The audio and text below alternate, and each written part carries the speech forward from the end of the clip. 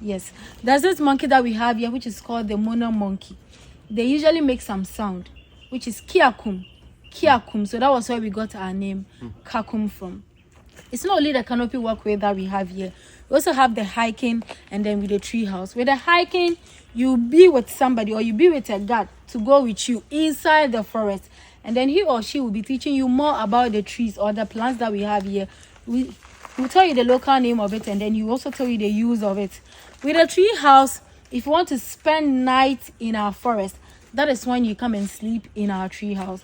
And then when you are there, you're not going to be there alone. There will be a guard with you. We don't have lights there. We don't have fun there because here is the forest.